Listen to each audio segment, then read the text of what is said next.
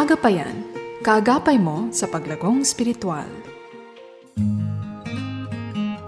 Kumusta ka kaagapay? Muli tayo ay magkakasama sa loob ng 30 minuto. Ako po si Pastor Ronald Llobrera sa ating programang Agapayan.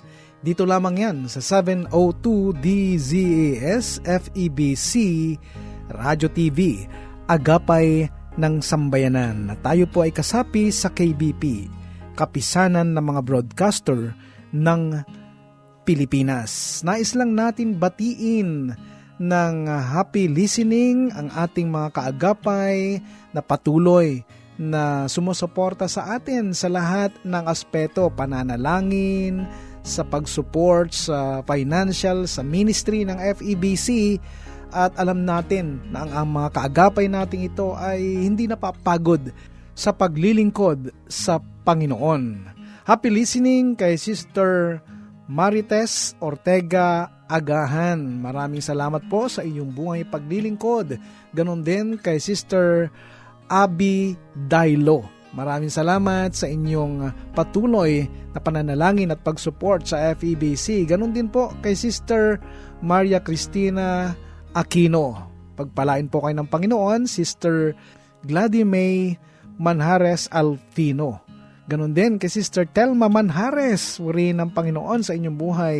Binabati din po natin ng happy listening ang ating mga kaagapay, ang Marquez family, sina Nanay Biring, Pastor Pablo, Sister Lea Marquez. Puri ng Panginoon at ang buong Marquez family. Ganon din kay Sister Christine Gallego. Happy listening din kay Sister Julieta Marquez, Sister Nora Cancela, Lilian Guerrero, Sister Corazon Holandes, si Mami Auring Sumulong. Maraming salamat po, Mami Auring, sa iyong buhay paglilingkod.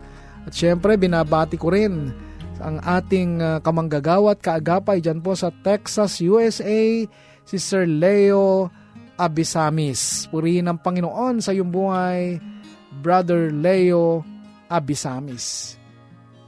Purihin ng Panginoon sa napakagandang awitin na yan. Tayo ay nagbabalik. Ito pong muli ang inyong kaagapay, Pastor Ronald Llobrera, at ikaw ay nakikinig sa ating programang Agapayan. Ang tatalakayin natin ngayong gabi, kaagapay, ay patungkol sa ating pamumuhay bilang mananampalataya.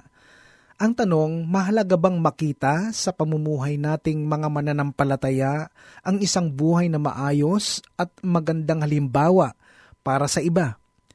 Napakahalaga, kaagapay, ang uri ng ating pamumuhay sa harapan ng Diyos at sa harapan ng mga tao, lalo na yung mga pinangungunahan natin. Sapagkat sa kilos at pananalita pa lang natin ay may malaking mensahe na silang makikita na maaaring magbunga ng malaking impact sa buhay nila.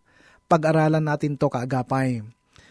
Let us read Colossians chapter 3 verses 12 to 17. Put on then as God's chosen ones, holy and beloved, compassionate hearts, kindness, humility, meekness, and patience, bearing with one another, and if one has a complaint against another, forgiving each other, as the Lord has forgiven you. So you also must forgive. And above all this, put on love, which binds everything together in perfect harmony, and let the peace of Christ rule in your hearts, to which indeed you were called in one body. And be thankful. Let the word of Christ dwell in you richly, teaching and admonishing one another in all wisdom, singing psalms and hymns and spiritual songs with thankfulness in your hearts to God. And whatever you do in word or deed, do everything in the name of the Lord Jesus, giving thanks to God and Father through Him.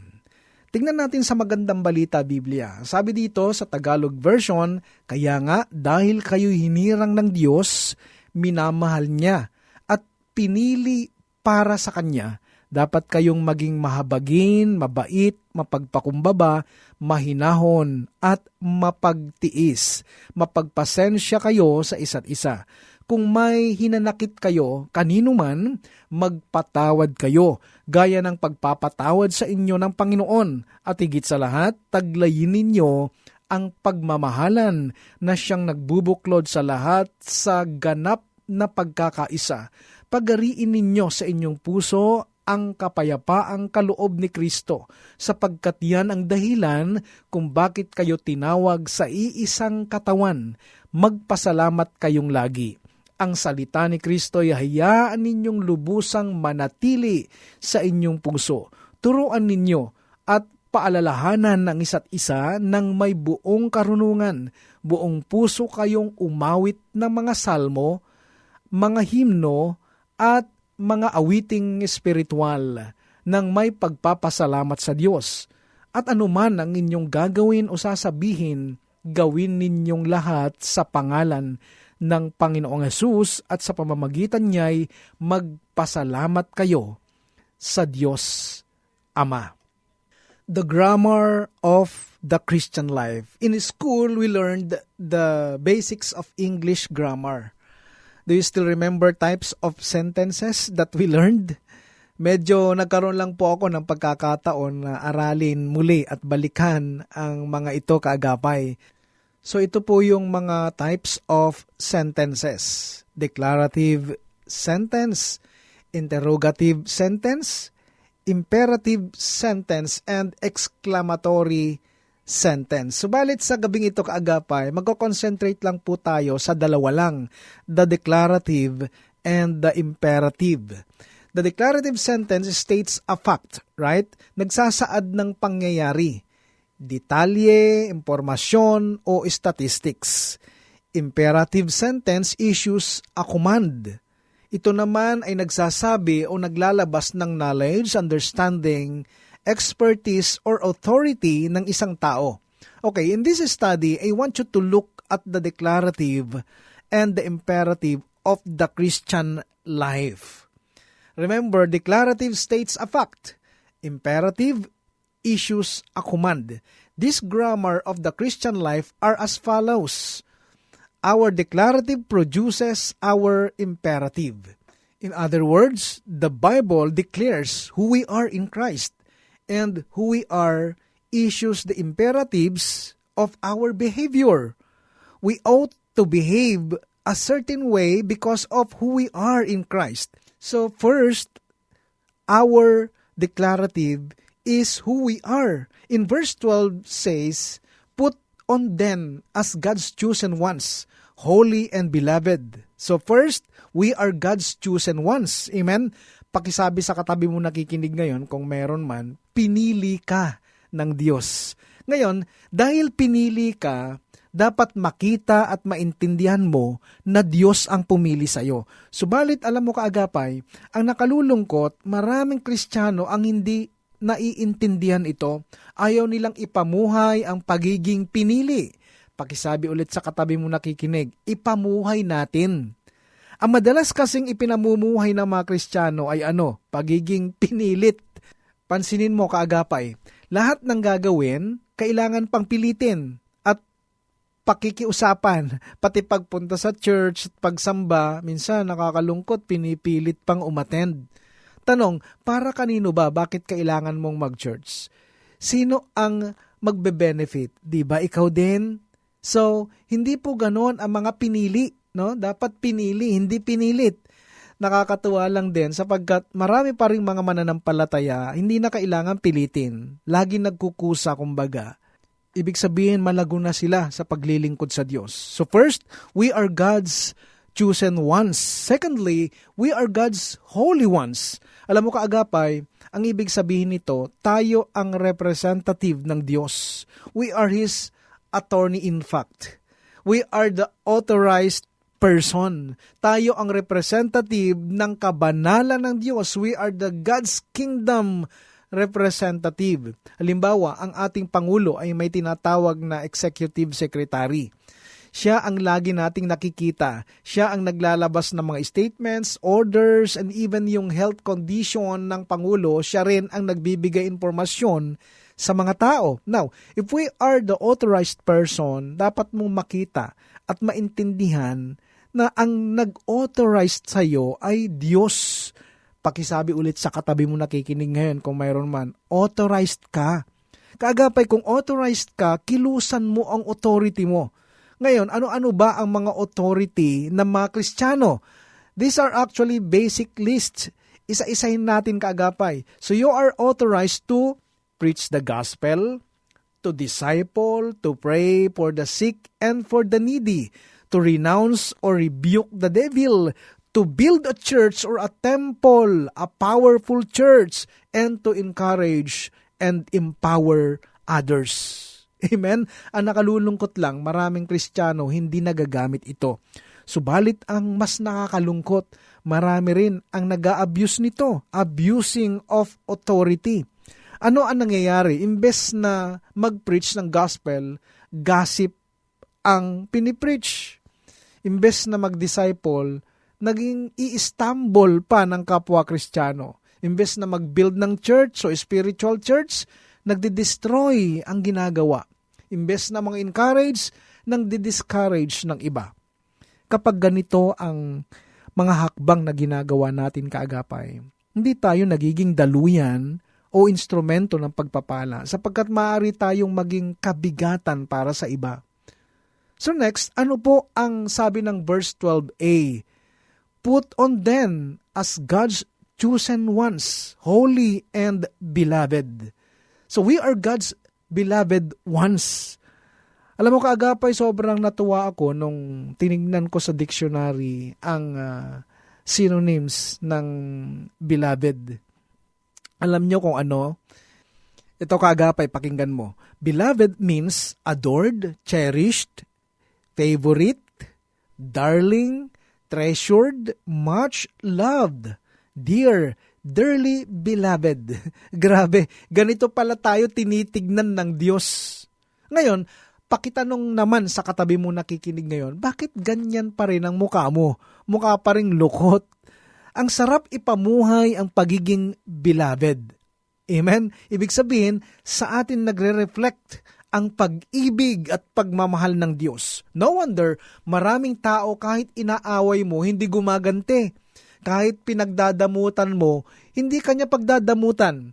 Maraming lalabas na magagandang bagay sa kanya, gawa ng manifestation ng pagiging beloved.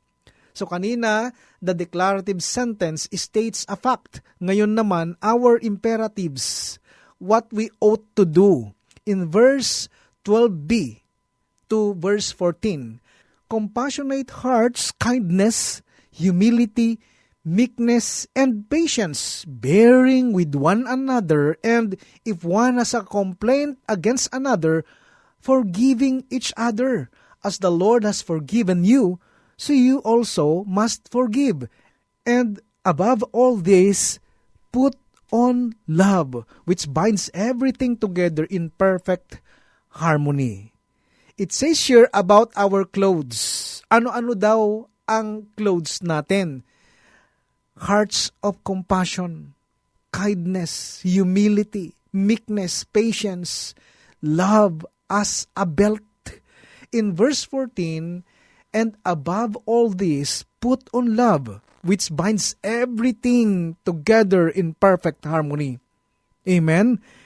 In John chapter 13, Christ girded himself with the towel of servanthood. Now, we will study. First, our actions toward each other. Ano-ano ang mga dapat maging trato natin sa iba? Bearing with one another. Forgive one another as Christ forgave us. Next is our attitudes. Peace of Christ. Peace in our hearts. Peace in the body of Christ. Thankfulness. Word of Christ dwelling in our hearts richly. Graceful out to others in teaching, admonishing, in all wisdom, with thankfulness, through psalms, hymns, spiritual songs. Amen? Next is our motivation. Do all word or deed in the name of Christ. First, because of Christ, we obey Him. Secondly, as unto Christ, we serve Him. Thirdly, as representing Christ, not I, but Christ. Amen? So we put into practice our imperatives, not as being forced or coerced upon us, but as a natural overflow of our thanksgiving to God for all that He has done for us in grace, giving us the blessings we don't deserve, and mercy withholding the punishments that we deserve. Isang paglilingkod na ang motivation mo ay ang pagiging anak mo ng Diyos. Alam mo, ang isang anak, kapag tumutulong siya sa kanyang pamilya, may pagmamahal at hindi napipilitan lamang. Pag-ibig ang motivation. Yan ang dahilan kung bakit marami sa inyo ay ganyan ang motivation ninyo sa paglilingkod ninyo sa Panginoon. Ito'y nagmumula sa manifestation ng pagiging beloved. Yan ang kaibahan sa corporate world. Nagtatrabaho ka para kumita ka ng pera. Naghihintay ka ng kapalit o sweldo sa pinagtatrabaho mo. Note the emphasis on thanksgiving in the following verses. In verse 15, thanksgiving as our attitude. Verse 15, and let the peace of Christ rule in your hearts, to which indeed you were called in one body, and be thankful. In verse 16, thanksgiving as our ministry. Verse 16, let the word of Christ dwell in you richly, teaching and admonishing one another in all wisdom, singing psalms and hymns and spiritual songs with thankfulness in your hearts to God. In verse 17, thanksgiving as our lifestyle. And whatever you do in word or deed, do everything in the name of the Lord Jesus, giving thanks to God and the Father through Him. Halimbawa, may hawak kang kape, tapos may nakabangga sa'yo. Ang tanong, ano ang matatapon? Of course, kape, di po ba? Kung ano yon dala mo, yon ang matatapon mula sa'yo. In life, we experience many situations where people bump us, rightly or wrongly. When we are bumped, what will spill out of us? Irritation, impatience, anger, curse words. Ito nakakalungkot. Madalas ganito ang mga salita ng tao. Binangga mo ako Nagkamali ka ng binangga. Di ba? Laging mayroong kaisipan ng pagganti. Kagapay sa pinag-aralan natin ngayong araw, ano ang natutunan natin? Na kahit anong mangyari, maging mapagpasalamat tayo. Na kahit mabangga ka man o banggahin tayo ng ibang tao, sana ang lumabas sa atin ay hindi pagganti, kundi maging mapagpasalamat tayo. At sana hindi sumpa ang lalabas mula sa atin, kundi blessings pa rin. Kagapay, sanayin natin na nagde-declare tayo ng blessings sa iba. Mabait man sila o hindi. Ipagkatiwala natin sa Panginoon lahat. Masarap mabuhay ng may kapayapaan, may pag-ibig sa puso. Tiyak ko, pag yan ang itinatanim natin sa ating kapwa, kapayapaan, kagalakan, at pag-ibig sa puso, yan din ang aanihin natin mula sa mga taong nakapaligid sa atin. At alam nyo kung sino ang napapapurihan? Ang ating Ama na nasa langit. Purihin ang Diyos, sa Diyos ang lahat ng papuri. Diyan magtatapos kaagapay ang ating pag-aaral sa gabing ito at muli kitang inaanyayahan sa susunod na Sabado sa kaparehoreng oras, 7:30 to 8 ng gabi. Kaagapay, kung mayroon kang katanungan or any concern with regards to our topic today, maaari ka magpadala ng iyong mensahe sa 702 DZS FEBC Facebook page or mag-text ka sa cellphone number 0999-223-5668. Ako po ay pansamantala nagpapaalam, Pastor Ronald Llobrera po sa programang Agapayan. Pagpalain ka ng Panginoong Hesus. Agapayan, kaagapay mo sa paglagong spiritual.